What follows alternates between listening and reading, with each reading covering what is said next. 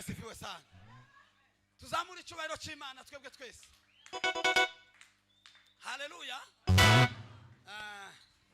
Mani bahumugisha. Bwana sifiwe. Amen. Haleluya. Reka twakira umushumba atwakira abashyitsi twari dutegereje hanyuma tubone kwinjira mu ijambo ry'Imana.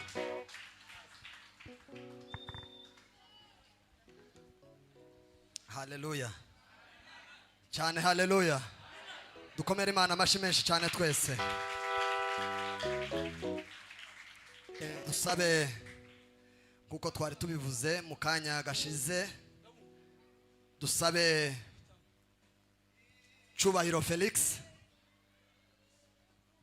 atambukane n'umukunzi we uzomukunda Aline batambukane imbere dukomere Imana amashi menshi. Undikiye umababa sisibano usirakaje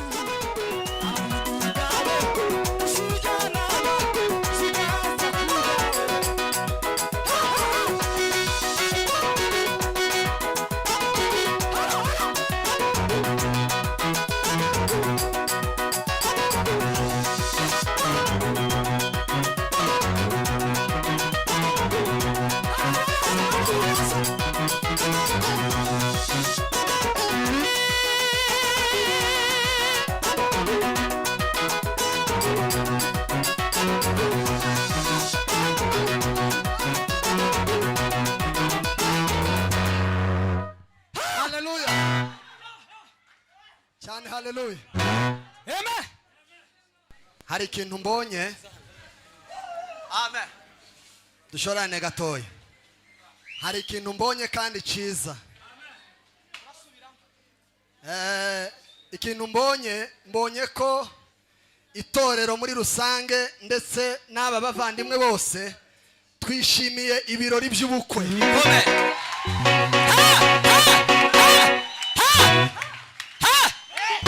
Bwana sifiwe. Amen. Kubera iyo mpamvu ntaravuga ku bavandimwe abantu batarashakwa bashira amaboko hejuru. Hari ikintu nshaka kubatura.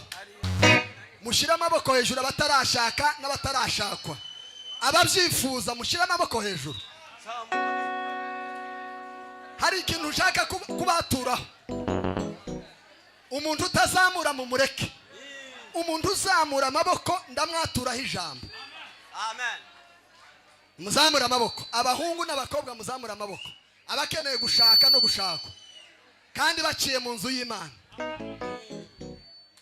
Mureke dushorane gatoya. Muzamura ibiganza.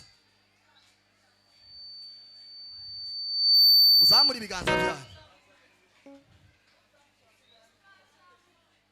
Imana yo mu ijuru izabaheze urushako rwiza mu izina rya Yesu.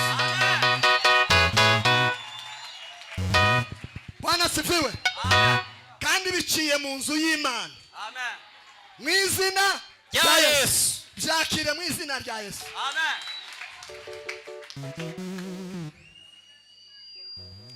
Usarire icyo cyifuzo ndagifite muri iyi minsi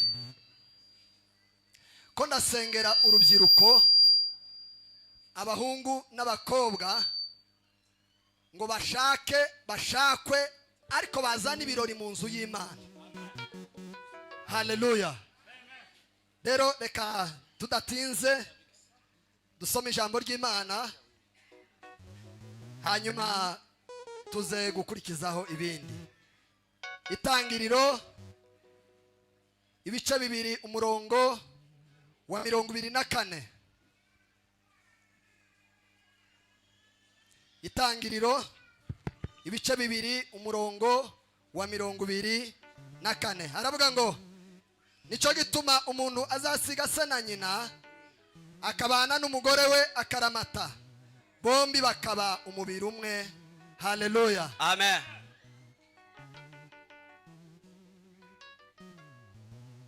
Aya magambo dusomye nayo kugira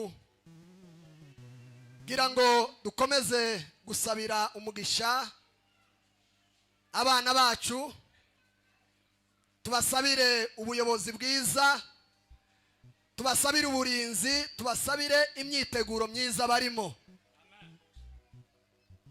Iri jambo ntabwo turisobanura, ariko ni ijambo ry'Imana rigaragaza ikintu gikomeye, ari nacyo tugiye kubasabiramo umugisha w'Imana. Bibiliya yavuze ngo nicyo gituma umuntu azosiga se na nyina, haleluya, Amen. akabana n'umugore we bakaba umuntu umwe, umubiri umwe. Icyo bisobanura ni ukugaragaza uruhare rw'aba bavandimwe bombi, uburyo bavuye mu buzima bw'ubwana bwo mu ngo zabo cyangwa mu miryango yabo, bagiye kurema urugo rushya. Duheze Imana icyubahiro, haleluya. Bagiye kurema urugo rushya, ni nayo miteguro barimo. Muri iki cyumweru tuzabasezeranya, ariko uyu mwanya ni ukugira ngo tubagaragarize itorero ko bagiye kuba umuntu umwe imbere y'Imana n'imbere y'itorero. Turashima Imana rero ku bwacubahiro na mugenzi we yaje kwereka itorero ku mugambi mwiza wo kubaka urugo bafite. Tugiye kubasabira, tugiye kubasengera kugira ngo Imana ikomeze kubana nabo mu miteguro yabo, kuzageza kuri uriya munsi bazazana imbere y'Imana, tukabihamya nk'abashumba, tukabasengera, Imana igakomeza umugambi wabo wo kubana mu rugo rwiza. Rero turagushimira, Imana iguha umugisha kuba waratekereje gucisha ibirori mu nzu y'Imana, uko watuzaniye n'umuvandimwe. Iri teraniro ryose riragushimiye, Imana iguha umugisha, Imana ikugire neza, haleluya. Mbere yuko tuza kumusengera, ndaza kumuheza mikrofone atubwire, adutumire mu rubanza uko ruzaba rumeze. Muramuzi n'umuyobozi muri korale Emmaus, kandi turabutegereje. Murabona kero ko ibintu byatangiye. Yesu ashimwe cyane. Reka rero tumuhe umwanya, Imana imuhe umugisha, hanyuma turaza gusaba abashumba bahaguruke tuze kumusabira umugisha w'Imana n'umuvandimwe we mu myiteguro yabo. Kaze. Yesu ashimwe. Yesu ashimwe cyane. Mbere ya byose tubanje gushima Imana kuba yaturamukijeho abanganya gutya. Imana ishimwe cyane. Hanyuma ndibaza mwese ko kubatumira urubanza n'ugwanyu, ahubwo no kubaha gahunda z'uko urubanza rupanze. Tuzaba turi hano ku ishengero Matrezere cyangwa se saa 7. Nituva ku ishengero tuzahita tuja Kibenga imbere ya OEM, niho sariri yitwa Best Garden. Turabatumiye mwese, ntiyakagira umuntu uzabura, turabasabye. Murakoze cyane.